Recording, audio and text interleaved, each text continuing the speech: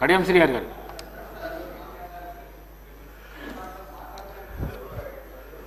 అధ్యక్ష,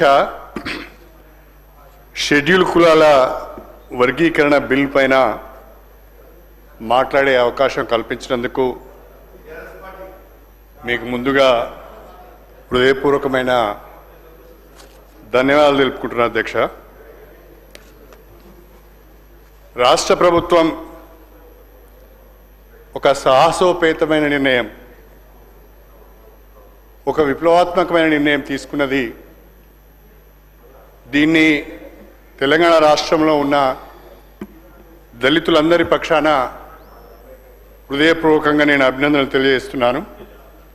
మరీ ముఖ్యంగా మన ముఖ్యమంత్రి శ్రీ రేవంత్ రెడ్డి గారు గత 30 సంవత్సరాలుగా షెడ్యూల్ కులాల వర్గీకరణకు సంబంధించి జరుగుతున్న ఉద్యమానికి మద్దతు ఇవ్వడమే కాకుండా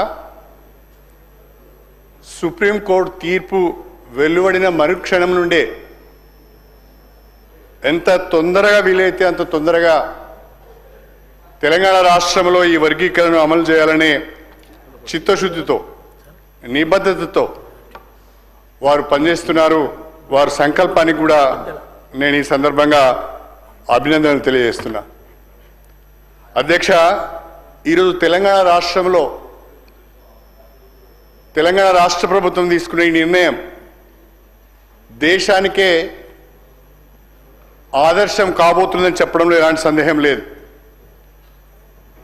షెడ్యూల్ కులాల వర్గీకరణకు సంబంధించి సీఎం రేవంత్ రెడ్డి గారు చరిత్రలో చిరస్థాయిగా నిలిచిపోతాడని చెప్పడంలో నాకు ఎలాంటి సందేహం లేదు. నేను ఈ సందర్భంగా బీజేపీ మిత్రులందరికీ ఒక చిన్న సూచన చేయాలనుకుంటున్నాను. సుప్రీంకోర్టు ముందుకు షెడ్యూల్ కులాల వర్గీకరణ అంశం వచ్చినప్పుడు గౌరవనీయులు ప్రధానమంత్రి శ్రీ నరేంద్ర మోడీ గారు కూడా గవర్నమెంట్ ఆఫ్ ఇండియా తరఫున షెడ్యూల్ కులాల వర్గీకరణకు అనుకూలంగా అఫిడవిట్ వేయించారు. అదేవిధంగా రాష్ట్ర ప్రభుత్వం కూడా షెడ్యూల్ కులాల వర్గీకరణకు అనుకూలంగా అఫిడవిట్ ఫైల్ చేసింది.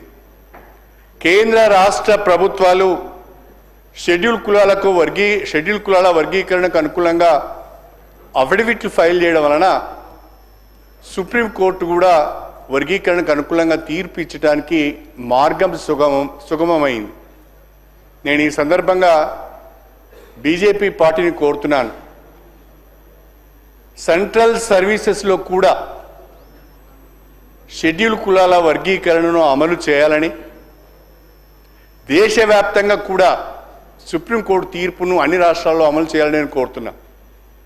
ఒక apex court 7 judges constitutional bench ఒక తీర్పు ఇచ్చిన తర్వాత that becomes law of the land.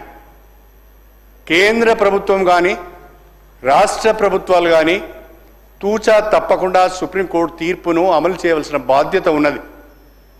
Telangana ఒక అడుగు ముందుకు వేసి షెడ్యూల్ కులాల వర్గీకరణను సుప్రీంకోర్టు తీర్పుకు లోబడి అమలు చేస్తున్న క్రమంలో కేంద్ర ప్రభుత్వం కూడా సెంట్రల్ సర్వీసెస్లో షెడ్యూల్ కులాల వర్గీకరణ అమలు చేసే ప్రక్రియను చేపట్టాలని, అన్ని రాష్ట్ర ప్రభుత్వాలకు కూడా ఆ మేరకు ఆదేశాలు ఇవ్వాలని చెప్పి మీ ద్వారా నేను భారతీయ జనతా పార్టీ మిత్రులను కోరుతున్నాను. అధ్యక్ష, చాలామంది మాట్లాడుతున్నారు, చాలా విషయాలు ప్రస్తావించారు, జడ్జిమెంట్స్ని కూడా ప్రస్తావించారు.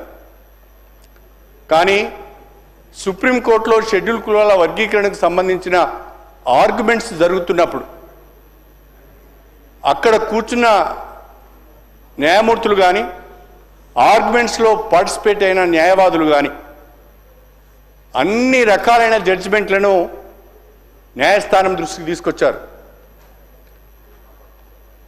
చట్టాలు కావచ్చు, రాజ్యాంగంలో ఉన్న నిబంధనలు కావచ్చు, షెడ్యూల్ కులాల పరిరక్షణకు సంబంధించిన అంశాలు కావచ్చు, ఆర్టికల్స్ కావచ్చు, అన్నిటిని కూడా సుప్రీంకోర్టు దృష్టికి తీసుకొచ్చారు. అవన్నీ విన్న తర్వాతనే, అవన్నీ పరిగణలోకి తీసుకున్న తర్వాతనే సుప్రీంకోర్టు ఈ చారిత్రాత్మకమైన తీర్పునిచ్చింది. సుప్రీంకోర్టులో ఉన్న న్యాయమూర్తుల కంటే మనము అంతకంటే గొప్ప న్యాయకోవిధిలో మనం కాము. కాన్స్టిట్యూషనల్ బెంచ్ అది. 7 జడ్జెస్ బెంచ్ అంటే ఇట్స్ ఏ కాన్స్టిట్యూషన్ బెంచ్. ఆ బెంచ్ ఇచ్చిన తీర్పును కూడా మనం సభలలో చర్చించడం అంటే అది సరైనది కాదు అని నా ఉద్దేశం.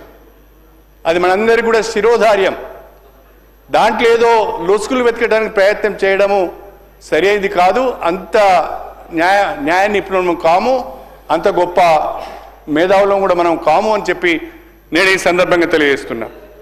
మరొక మాట చెప్పాలి అంటే డాక్టర్ బిఆర్ అంబేద్కర్ గారు ఏవైతే రిజర్వేషన్లు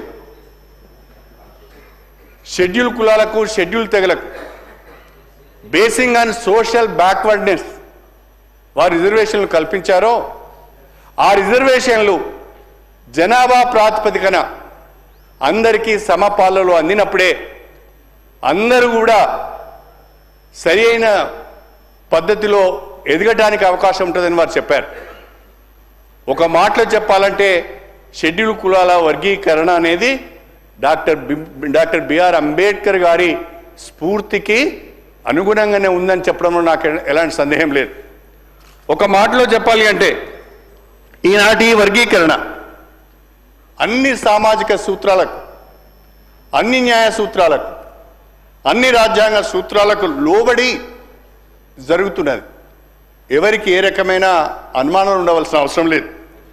అన్ని ప్రభుత్వాలు, గతంలో ఉన్న తెలుగుదేశం, ఆ తర్వాత వచ్చిన కాంగ్రెస్ ప్రభుత్వం, ఆ తర్వాత వచ్చిన బీఆర్ఎస్ ప్రభుత్వం, మళ్ళీ ఇప్పుడు వచ్చిన కాంగ్రెస్ ప్రభుత్వం, అన్ని ప్రభుత్వాలు, అన్ని రాజకీయ పార్టీలు, అన్ని ప్రజా సంఘాలు ఒక్క మాటలో చెప్పాలంటే దండోరా ఉద్యమానికి, షెడ్యూల్ కులాల వర్గీకరణకు సమాజం మొత్తం యొక్క మద్దతున్నది, ఆమోదం ఉన్నదని చెప్పడంలో నాకు ఎలాంటి సందేహం లేదు.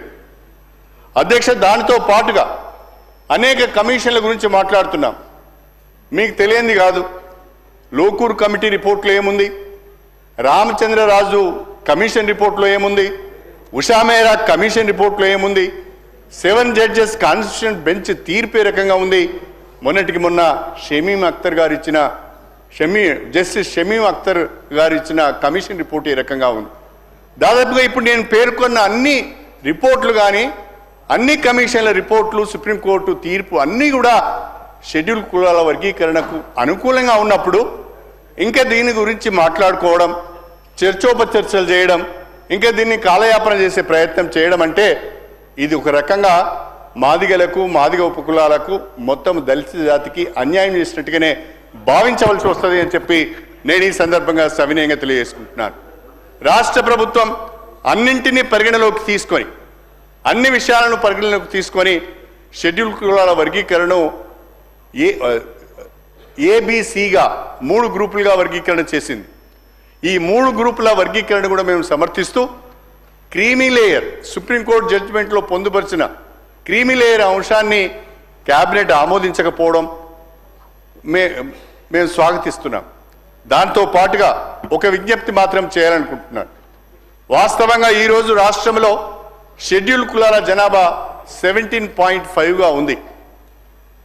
రేపు అది 18% కూడా కావచ్చు. నేను గౌరవ ముఖ్యమంత్రి గారిని, రాష్ట్ర ప్రభుత్వాన్ని మీ ద్వారా అభ్యర్థిస్తున్నాను. మీరు షెడ్యూల్ కులాల వర్గీకరణ చేసి ఒక అడుగు ముందుకు వేసి దళితుల జీవితాలలో కొత్త వెలుగులు నింపే ప్రయత్నం చేస్తున్నారు. దేశానికే రోల్ మోడల్గా నిలుస్తున్నారు.